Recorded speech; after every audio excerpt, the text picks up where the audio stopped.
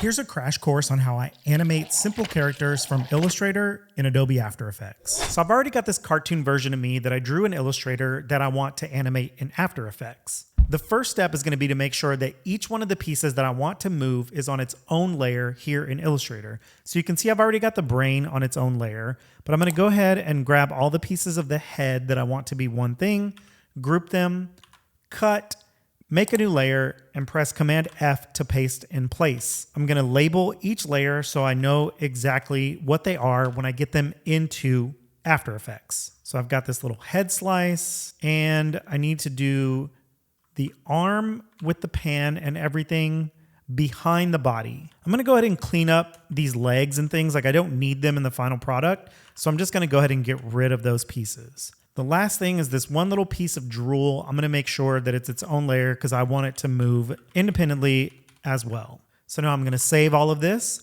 and I'm going to open up After Effects. I'm going to create a new project, and I'm going to press Command I to import my file. Once I hit open, it's going to ask me to import it as a composition. I'm going to leave that. It doesn't really matter, but make sure that your footage dimensions say layer size and not document size. Now I'm going to double click the composition and open it right here. Select all of these layers, right click, select create shapes from vector layers, right click again, invert the selection, and delete all of those original pieces. Now everything that's in here is vector, so it'll make it really easy if I need to change something going forward. So the first thing I'm going to do is create a mask for the brain so that when it lands in the pan, it hides itself behind the front lip. I'm going to zoom in a little bit. I'm going to right click, go to new shape layer. I'm going to rename this to brain mask, and I'm going to use the pen tool to roughly draw in a shape here where I want to hide the piece of the brain when it lands in the pan. I'm going to draw this like super wide out here, out of the bounds of the artboard, just to make sure that there's plenty of room for the brain to move around. Now I'm going to grab that brain mask layer. I'm going to drag it below the brain outlines, select the brain outlines layer, and change the matte to the brain mask. Now you'll see that it will basically turn invisible. And when you move the brain down into the pan, you can see it hides itself behind that front lip. So the first step to animating something is you want to move the anchor point to a place where your shape is going to pivot. So you can see right now it's just in the center, but if you press Y, it'll bring up this tool and let you move that anchor point. So for the head, I'm going to move it down to the neck because this is where I want the joint to be. I'm going to move the anchor point on the head slice to this point right here. On the drool, I'm going to put it right here in this corner. And on the arm, I'm going to move it to the top middle part of the shoulder. And I'm going to leave the brain alone because the brain is going to toss up into the air and spin, so the anchor point being in the center actually makes sense. So now it's time to start with some movement. I'm going to start with the brain, and what I'm going to do is I'm going to press P to bring up the position keyframes. I'm going to click this little clock right here to create a starting point, and then I'm going to copy that keyframe, and I'm going to paste it later down in the timeline. So now, because I have that same keyframe at the end, anything I do in the middle is basically going to reset when it comes back to the other part. So the second part of the movement here is going to be rotation. So I'm going to hold Shift and press R to bring up the rotation keyframes. I'm going to create a starting keyframe. I'm going to copy it, and I'm going to paste it at the end again. So what I want to do is start some movement in the rotation. So I'm going to actually grab the rotate tool right here, and I'm going to spin this brain about halfway upside down. And then I'm going to move forward in my timeline, and you can see how it kind of tries to move it back. So you want to continue to rotate this thing back around. And since it's going to reset itself here, you'll get a full smooth flip and rotate. So yeah, it's pretty straightforward to get a simple movement like that.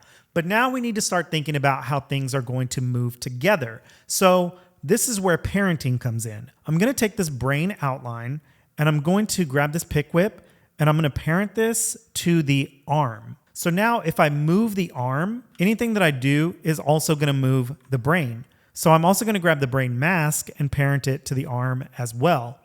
Now the arm is going to be parented to the body. The head is also going to be parented to the body. The head slice and the drool are both going to be parented to to the head. So now if I move the head, all of those pieces go through it. And that includes if I rotate it as well. So now it's time to make some more movement. I'm going to grab this arm and I'm going to give it a slight rotate as it tosses the brain up out of the pan. I have all my keyframes here set to the very beginning, so I'm actually going to go ahead and select them all and drag them out into my timeline slightly.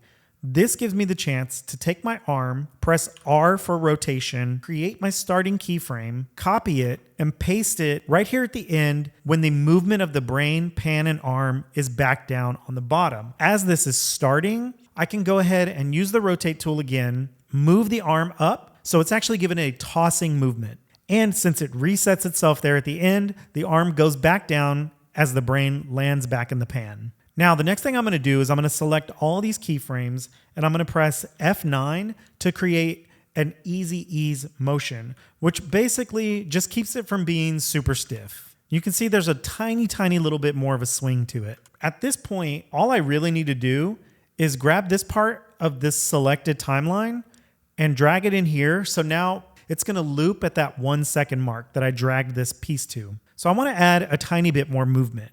What I'm going to do is grab the head and press R to bring up my rotation keyframes. I'm going to create a starting keyframe. I'm going to copy it down to the end. And then I'm just going to come here in the middle of the timeline and use my rotation tool to move the head back slightly.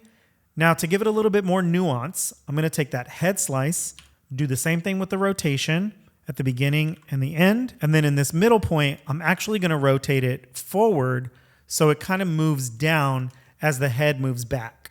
And the last little piece of movement that I'm going to do is on this piece of drool. So I'm going to press R for the rotation, create my starting keyframe, paste my last one here at the end. And here in the middle, I'm just going to use the rotation to make sure that that little piece moves right there as the rest of the head does. So yeah, that's pretty much everything that I wanted to do for the movement here. So I'm going to come back into my layers. I'm going to right click. I'm going to go to new and I'm going to choose solid and I'm going to pick a color. I already have one here chosen. I'm going to change this to background, click OK, drag it underneath all my other layers and lock it just so it doesn't get messed up later.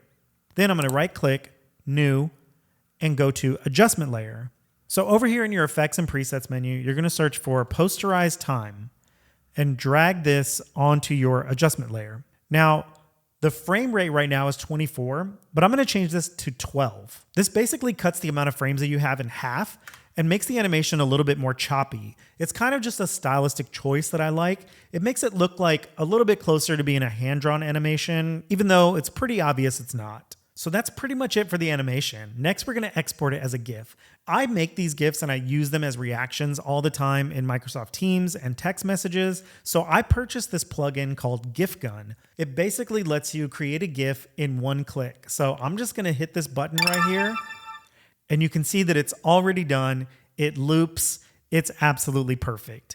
Otherwise, you can just export this in your render queue, open your file in Photoshop, go to File, Export, Save for Web. Make sure this is set to GIF, click Save, and then you'll have your animated GIF. So yeah, just make sure your pieces that are going to move are layered separately and named correctly, and make sure you import that Illustrator file at layer size. This is a really quick and easy way to animate very simple characters with not a ton of movement. Obviously, there's a lot more complicated things that you can do, but with this method, you can make a quick and simple animation in less than 15 minutes. All right, guys, that's it for this one. Thank you so much for checking out my channel. And like always, we'll catch you on the next one.